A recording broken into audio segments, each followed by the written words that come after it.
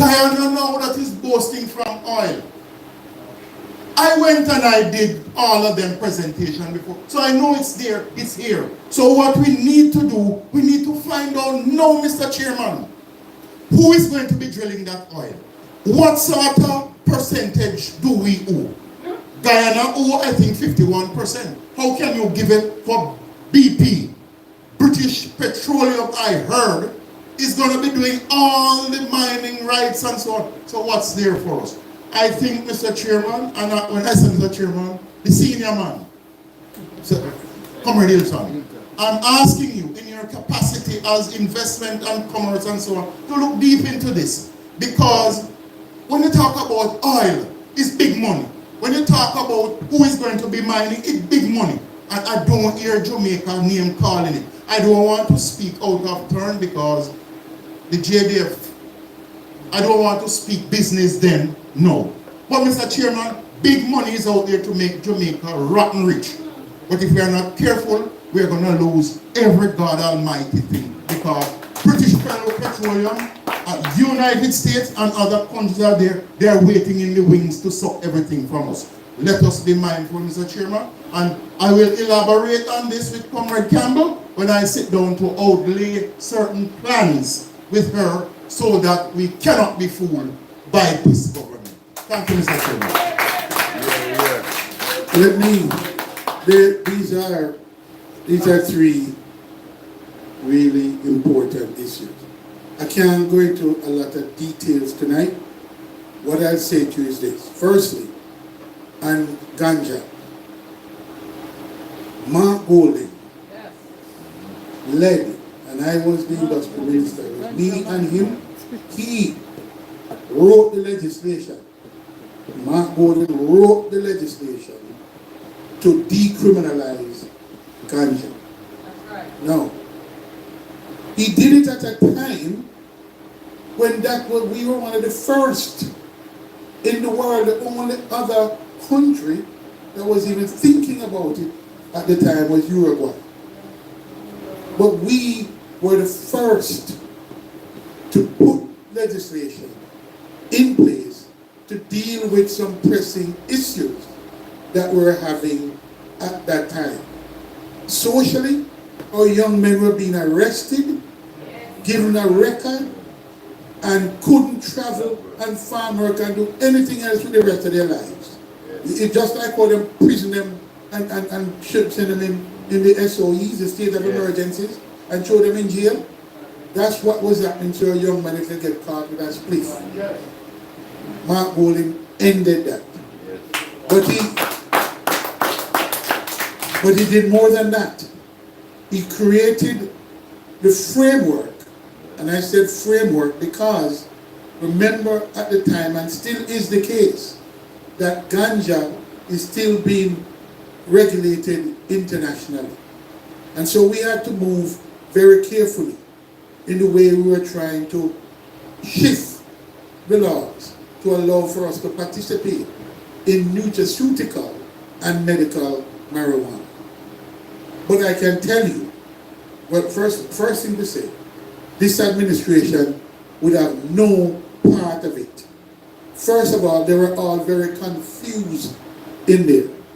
The very minister that they put in charge of it, he was the one that was allowing, we couldn't export our ganja and our products to Canada, but he was taking Canadian import into Jamaica. I had to raise holy hell and tell him, say, it cannot happen, and leave it for the time being.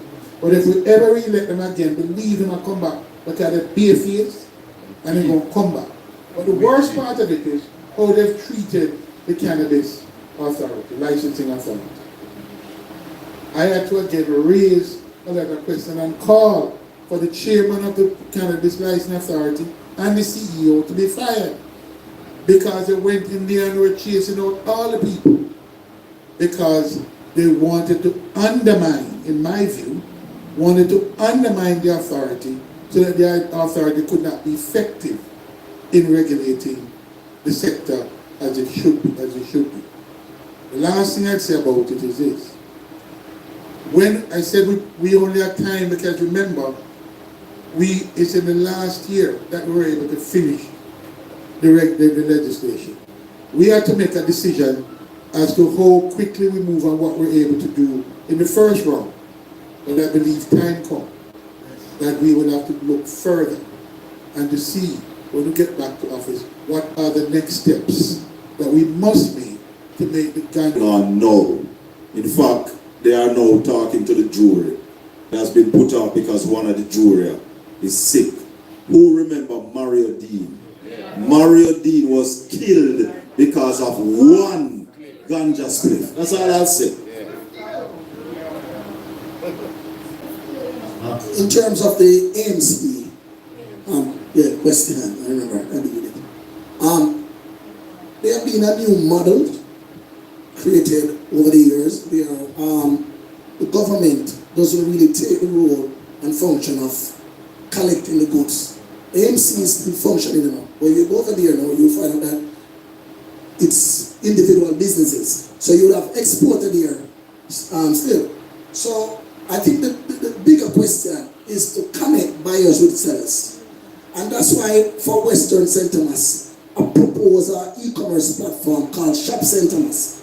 What it do, it will connect buyers with sellers. So maybe it's something that I know I'll talk to Comrade Dorina about it rather, and I know she can set up that platform so that means all buyers and all sellers can have a platform where they can meet each other.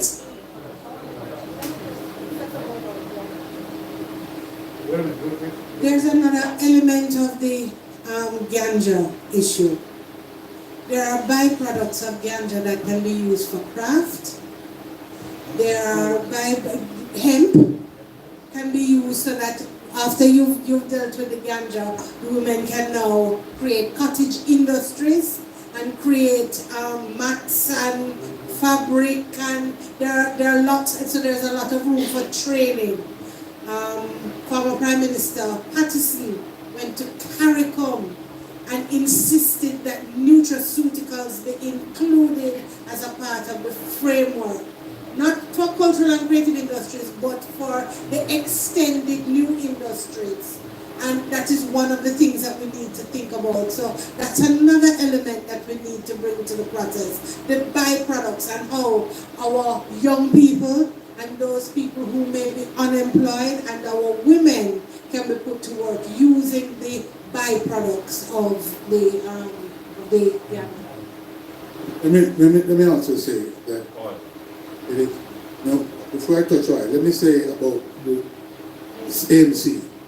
The AMC is one of the most visionary system, and the institution itself, the actual AMC, that is on Spanish Town Road, in my constituency, is something that we will reimagine, because the location, for logistic purposes, for access, the location, there's no better location than the AMC market, the AMC institution itself.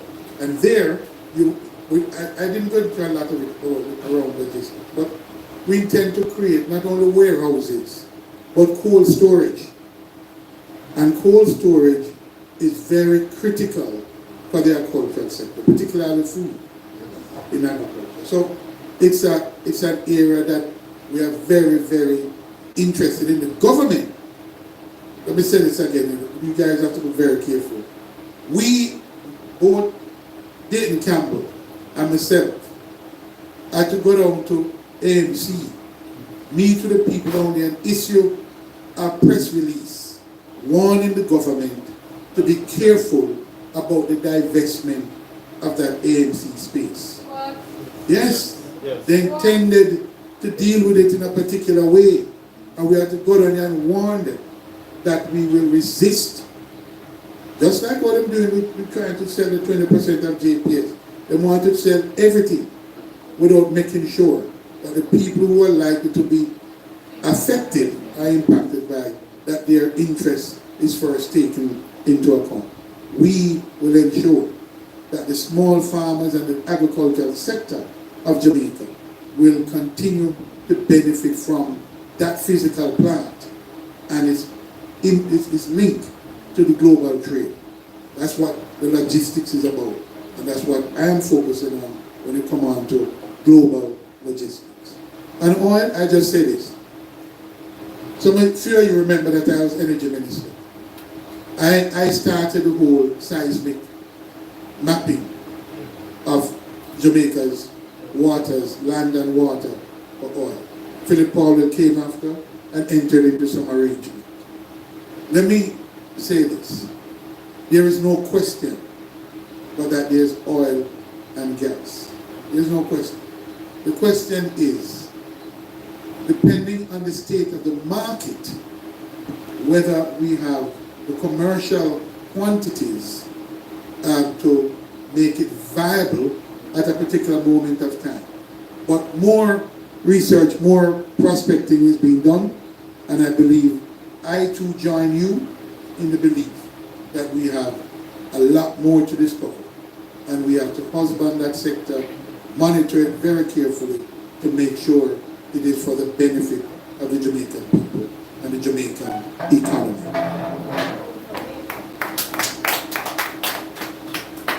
I just want to add, in terms of, I want to call it temperature control storage. There's a deliberate attempt for members and parliamentarians from the Jamaican Labour Party to have a pushback where that is concerned. Because what they have been doing, and what the population don't recognize, a lot of the goods, meaning fresh produce that have been imported in the country, have been imported by members of the Jamaican Labour Party. I'm talking about parliamentarians. I have to deal with it in my constituency, and I call it out. So, because he has one of the largest cold storage facility, like for example with our onion farmers, he will import onions at the same time the local onion is coming in. So he will create a glut on the market. Because he creates such glut on the market, farmers have to sell their onions cents on the dollar. And now he store all of it because he have a big coastal facility. So he store all of it. 4 weeks later, he let it out on the market, make millions of dollars. So we want people to understand what is going on. And only the PNP can give the population that new deal that they truly deserve. So we just need to understand what's going on. Bye. Okay, good night everyone. Philip Thompson, farmer. I mean, very broad, working at the industry and in different ways. I just want to commend Comrade Campbell for this gesture. Work commendation. But I just also want to say that the presentation here, and especially with the whole issue of coffee and how it currently affects the lives of the economy of Western Portland and its environment, something that we really need to take time out and send the message across. But guess what? The message, a lot of people not listening to the message. They are paying attention to the messenger. So guess what? I am proposing that we get the messenger to take the message right across the nook and crannies of the constituency. You get it, yeah? Yes. Yes. Get the messenger to take the message right across the nook and crannies of the constituency. And I can assure you that it's going to make some serious impact. Because trust me, the current situation as it is right now, there are persons who were on cloud 9 and right now they are in the swamp. Literally in the swamps. Scratching for something that they just can't find. And the whole concept or the idea or the ideology of retransforming the industry current. We are on the right path, but as we said, the messenger need to reach out to the ones who need the message. So he will be one of the guest speaker at the divisional conference up there in Balclaris. So Comrade Williams, Comrade Campbell will give you the date. You have to be at the Balclaris divisional conference as one of the guest speakers, because that is the coffee belt in West Portland. Comrade Campbell. And again, in closing, I want to again big up Comrade Campbell for this gesture.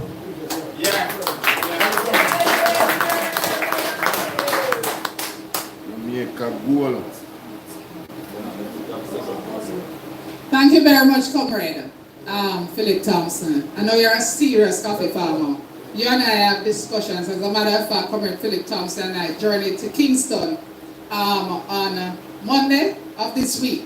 And we actually toured a processing plant which looked at the added value for coffee beans. Because as we know it, most farmers only make money by selling the beans in the boxes. And God bless what they get. Because when you look at $8,000 to $10,000 a box, and when you look on the cost for fertilizer and all the other input that is involved, and when you look at how much they charge to pick a box of coffee, it tells you that there's more that must be done. And this constituency needs serious representation. It needs somebody to fight for them, because the backbone of this constituency is coffee and overall farming. You know, this morning I was in the parliamentary group and I saw them discussing the distribution of fertilizer. And when I look on the list to see how much fertilizer some constituency get compared to what West Portland get, I have to shake my head. Because St. Elizabeth is saying 2,231 bags of fertilizer distributed over Floyd Green, St. Elizabeth. And in Portland, let me take it back. In Portland, only 360 bags of fertilizer. That need to say again. Say that again. Right? No, it's not. Make me make up this story. This is what we get this morning. 2,231 bags of fertilizer that was donated by Morocco. I remember the minister, Floyd Green, and please forgive my voice, I'm recovering from the flu as well. But I remember the minister came to Bangaridge dressed up in a green shirt,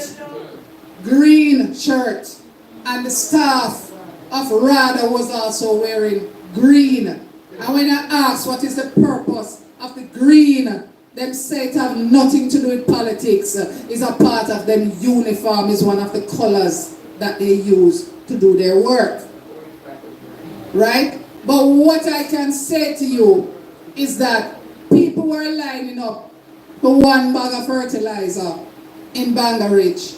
But what I can tell you, there was no control in place. There was nothing to stop you from getting 2 bags, you from getting 3. As a matter of fact, I remember, and this is not make up story again, I remember one man right before me load up the back of his car with over 6 bags of fertilizer, him alone, and him don't have a farm. So there was no control in place. But I'm not going to stay long on that. What I want to say to Philip Thompson, to the rest of farmers in this room, help is on the way. Help is on the way. Mark Golding don't mix up in a corruption. So therefore, what is for the farmers will be for the farmers. We have a strong support person here in Region 2, because I want to make it clear, he's in St. Thomas.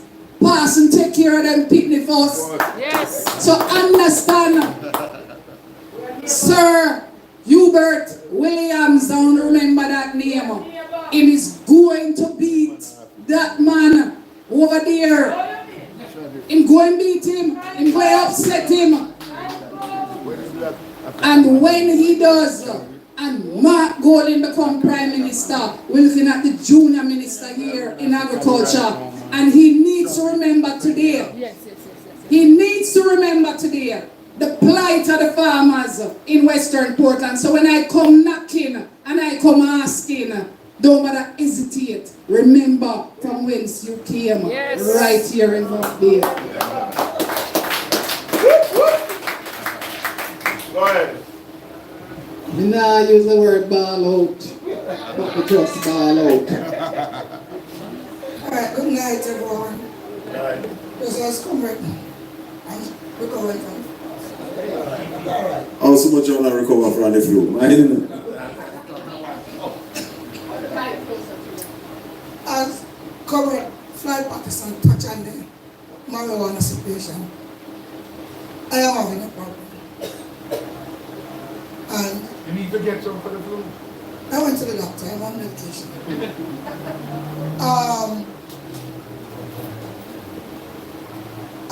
What should I say now?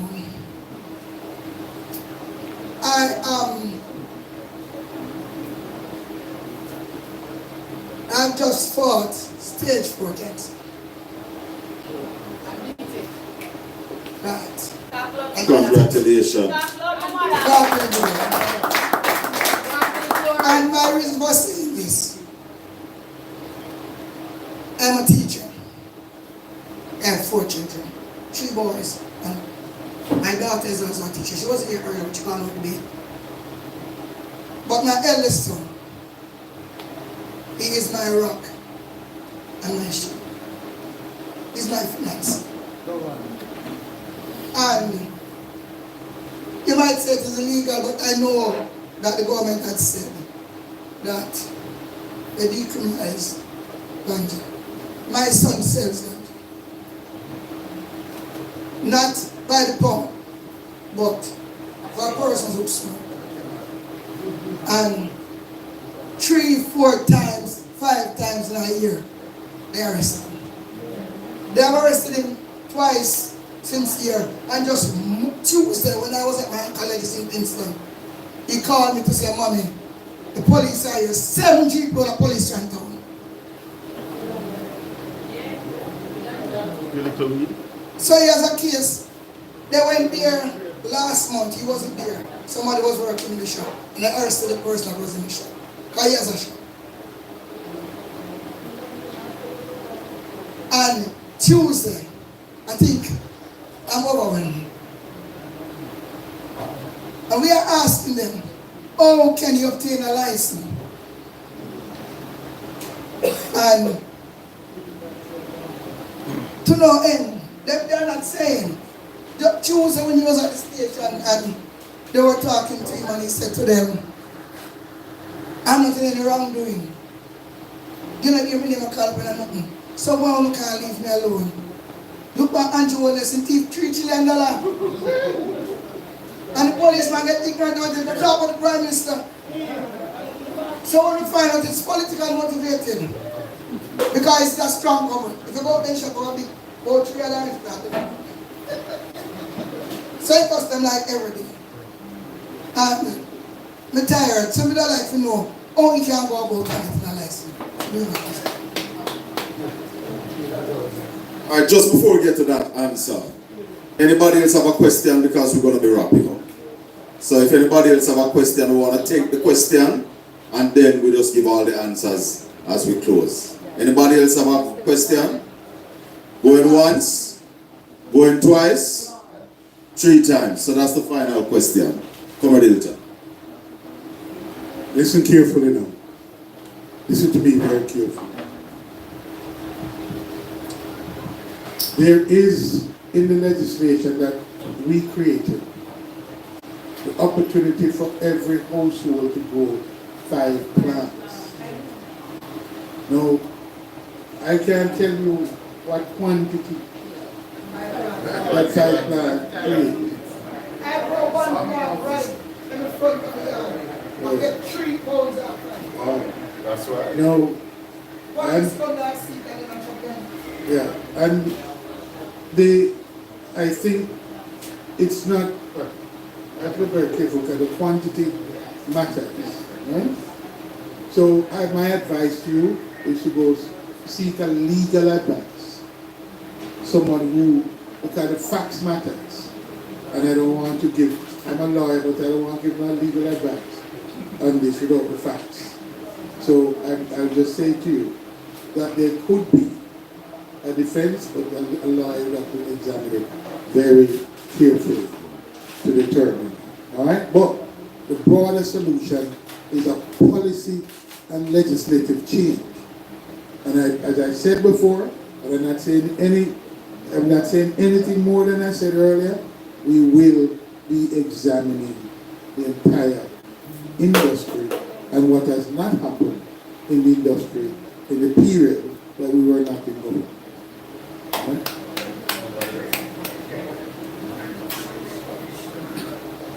In closing, I just want to say I'm happy that I could be here because the country is facing a crisis that we must deal with as a nation.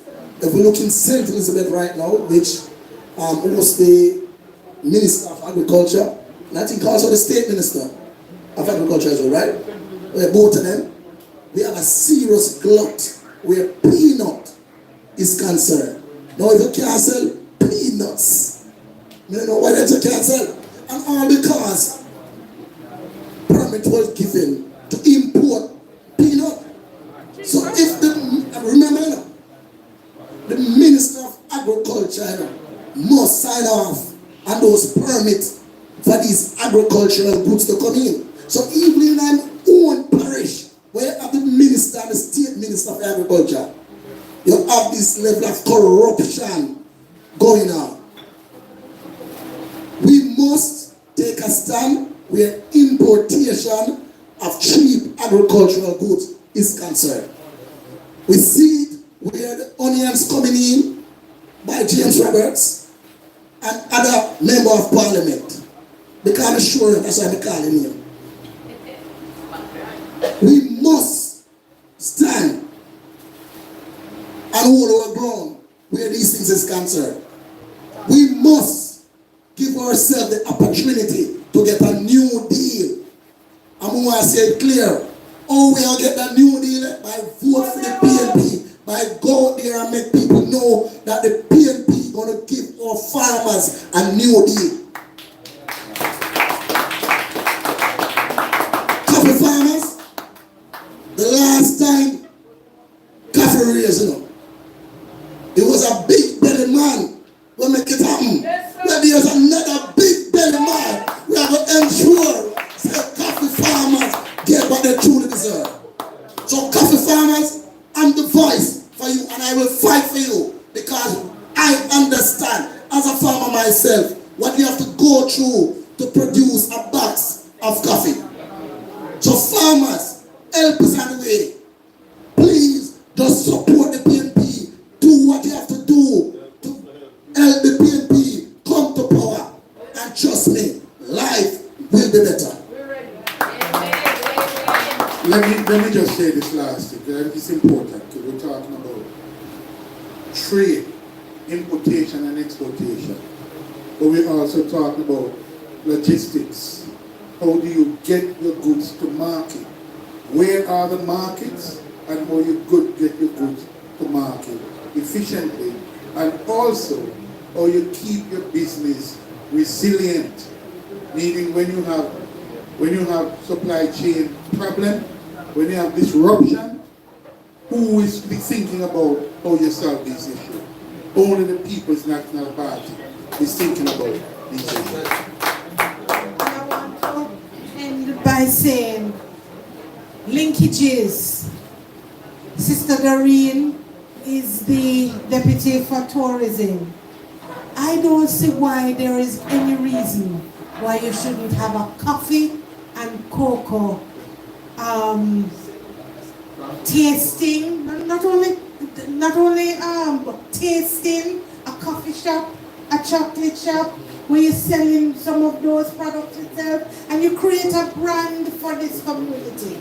Create a special brand so people know that people will travel and take the bus from Montego Bay to come here and taste your coffee and taste your chocolate and eat the chocolate cake and sit and then go down to the beach and do what they have to do. Linkages, integration. That's some of the things. I want to see that proposal when... Ladies and gentlemen, we are at the close, and your MP candidate will do the vote of thanks and give the closing remarks. Thank you so much, Mr. Moderator. I want to thank everybody. I know you're standing, but you really should be sitting. But I want to thank everybody for coming out this evening. I'm really, really, really happy that you took the time. I see persons who are young, and I see person that is not so young. But at the end of the day, you took the time to come and listen to what these leaders and next government ministers, because I have no doubt in my mind that the People's National Party will form the next government. It doesn't matter how long.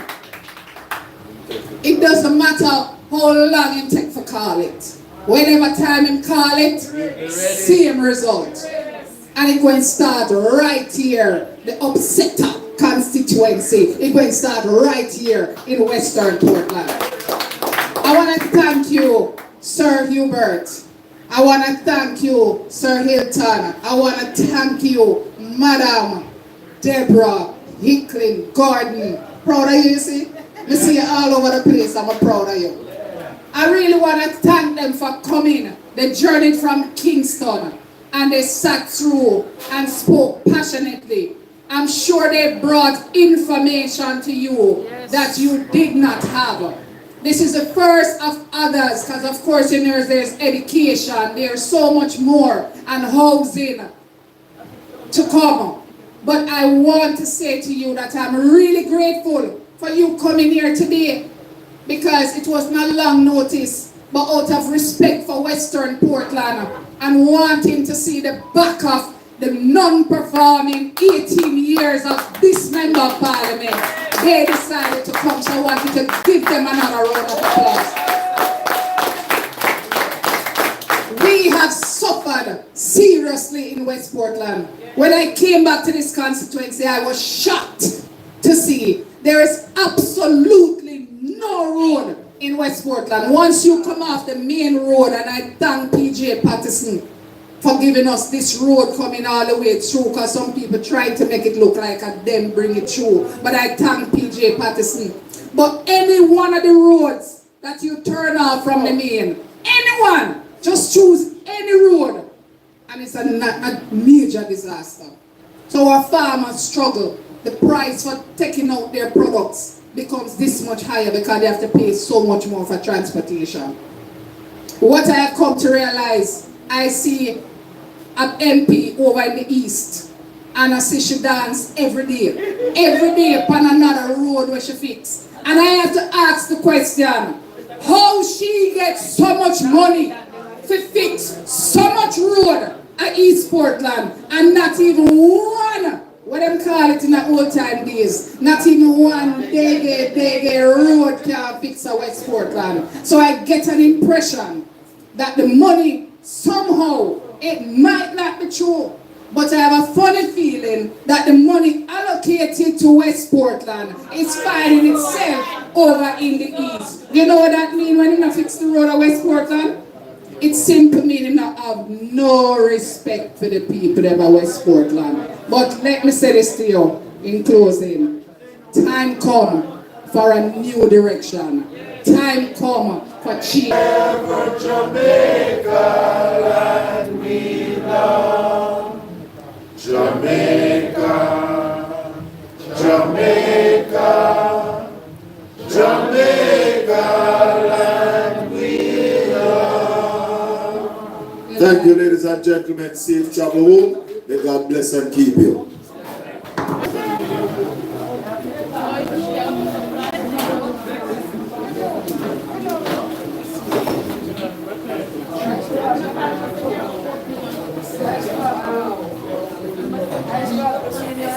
My